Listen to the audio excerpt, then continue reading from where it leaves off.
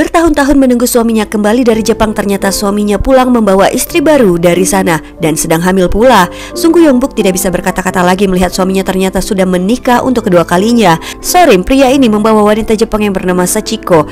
Padahal Yongbuk telah mengorbankan hidupnya untuk seorang suami yang hampir tak pernah ia kenal. Yongbuk menikah dengan pria ini di usianya yang masih sangat belia, yaitu 14 tahun. Kini dia harus hidup sendiri di rumah mertuanya yang meninggal setelah bertahun-tahun dirawat oleh dirinya. Masa lalu Yongbuk penuh luka. Kakaknya diambil paksa oleh tentara Jepang, sementara ia nyaris menjadi wanita penghibur.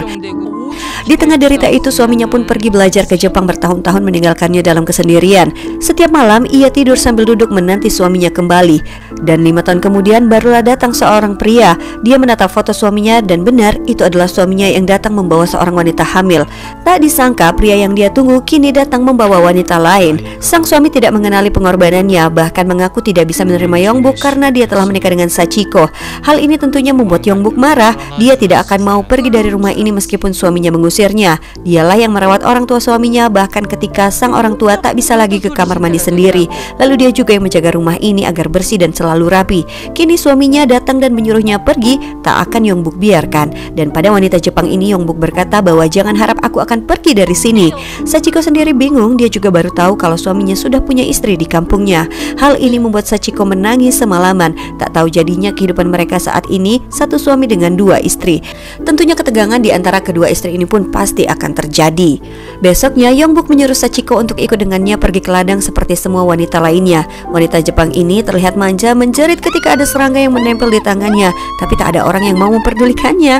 Yongbuk malah menyiramnya dengan air dan memarahi Sachiko yang mengeluarkan bahasa Jepang di sini. Sebab saat itu perang Jepang Korea sedang berlangsung dan orang-orang Korea tak suka dengan semua orang Jepang yang telah menjajah mereka.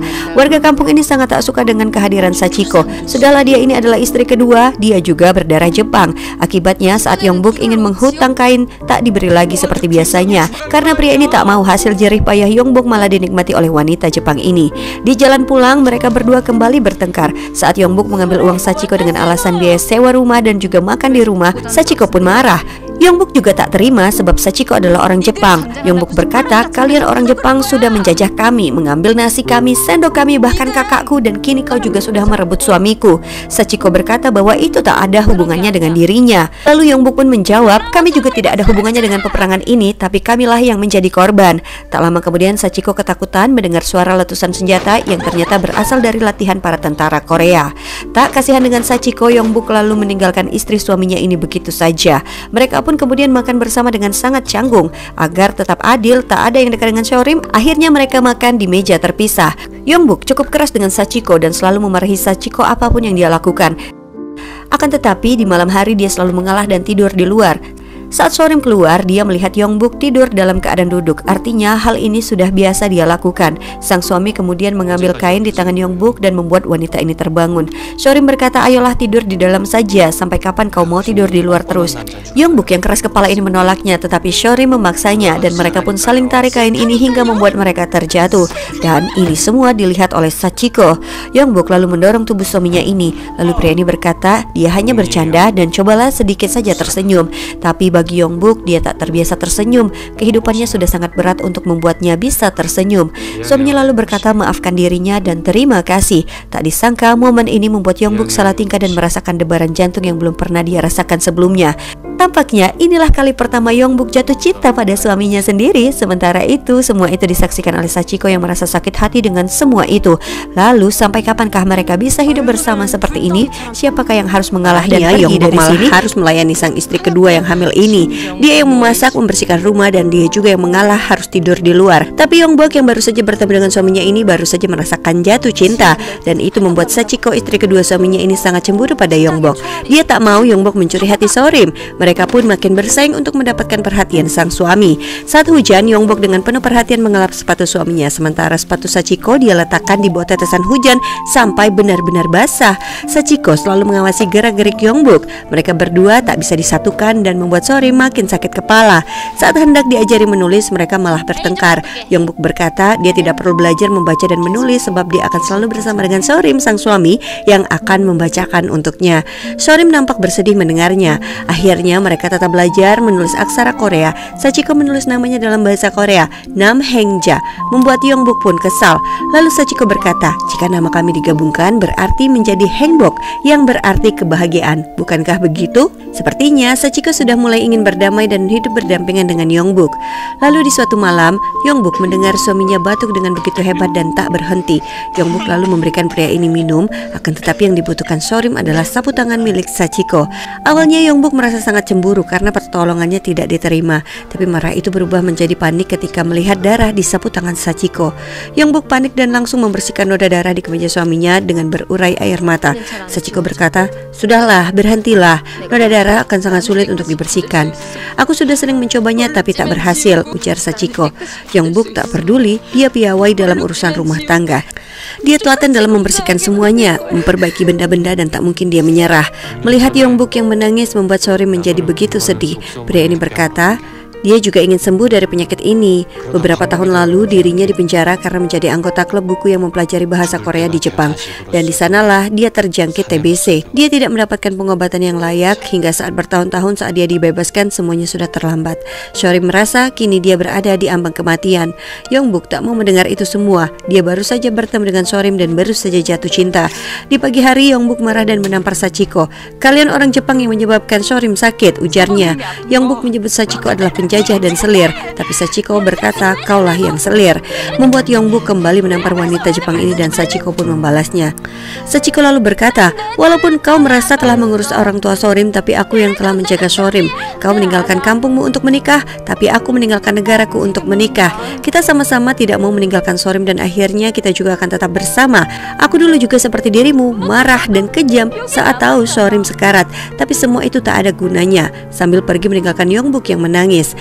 Kata-kata itu membuat Yongbok merenungi apa yang membuat dia bertahan masih berada di sini dan apa yang harus dia perbuat. Pada akhirnya kebahagiaanlah yang mereka cari. Saat itu Sorim memanggil Yongbok. Suaminya membelikan sebuah sepeda untuk istrinya ini. Sorim berkata, "Belajarlah bersepeda." Tapi Yongbok berkata, "Lain waktu saja, tolong ajari aku."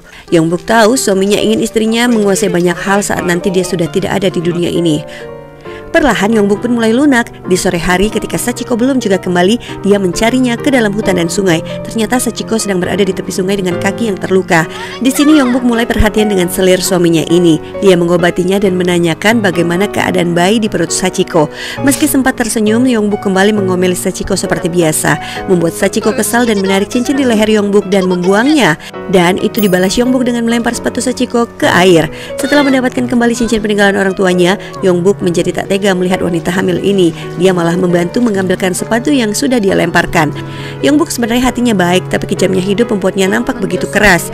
Mulai dari sini mereka pun nampak akrab seperti kakak dan adik. Dan di sini juga Yongbok tahu bahwa gadis Jepang yang manja ini hidupnya tak lebih beruntung darinya. Dia bahkan besar di panti asuhan dan tidak pernah melihat ayah dan ibunya yang sudah meninggal sejak dia baru lahir. Sachiko lalu berkata, "Mari kita berteman sampai 50 tahun lagi." Kini kedua istri ini mulai menerima keberadaan masing-masing. Kini mereka hidup akur dan bahagia. Sampai ketika Sachiko melahirkan, Sorim terlihat diam saja, tak menjawab. Apa yang terjadi pada Sorim? Sungguh tragis. Saat istri keduanya melahirkan, saat itu juga sang suami pergi untuk selamanya. Sorim duduk dan menunduk, tak lagi bersuara. Padahal baru saja kedua istrinya, Yongbok dan Sachiko, menjadi akur setelah perseteruan mereka sebelumnya. Tapi kini Sorim meninggal karena penyakit TBC-nya dan meninggalkan kedua istrinya juga bayi mereka yang baru saja lahir. Yongbok hanya bisa menangis sedih meratapi satu persatu orang pergi meninggalkan dirinya.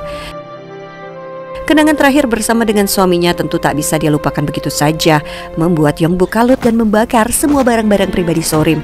Betapa paniknya Sachiko ketika melihat Yongbok mencoba untuk mengakhiri hidupnya.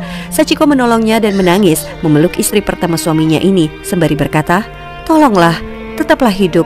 Kita akan hidup bersama, kita akan selalu bersama." Sambil menangis Sachiko memohon Yongbok jangan menyerah pada kehidupan.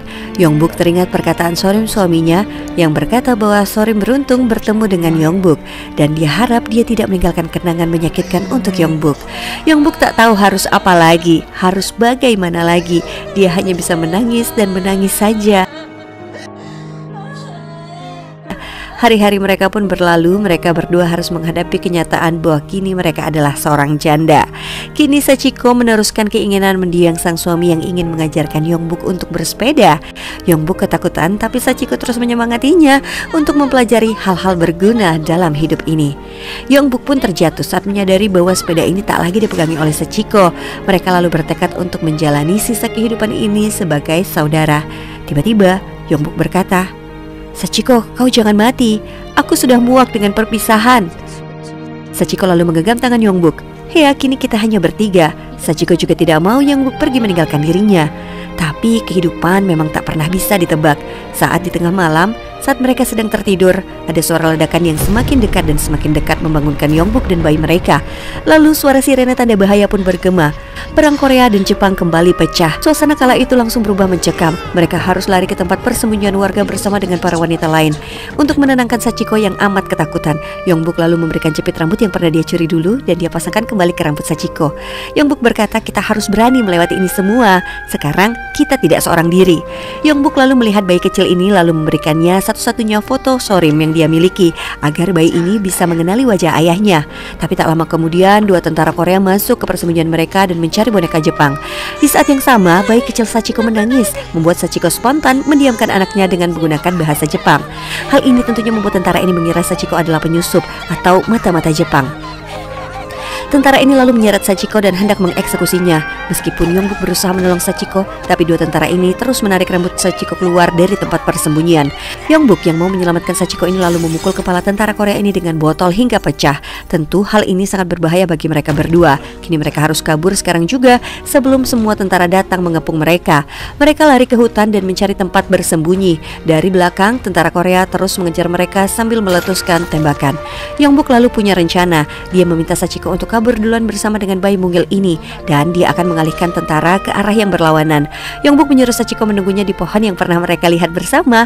Tapi jika sampai matahari terbenam dia tak juga datang, Sachiko harus segera pergi dan kembali ke Jepang bersama dengan bayi mungil ini. Terlalu berbahaya di Korea sendirian. Lalu dia memberikan Sachiko satu-satunya harta, yakni cincin peninggalan dari ibunya, dan jualah cincin ini untuk naik ke kapal. Sachiko menangis, dia tak rela melepaskan Yongbuk, tapi ini adalah satu-satunya pilihan terbaik.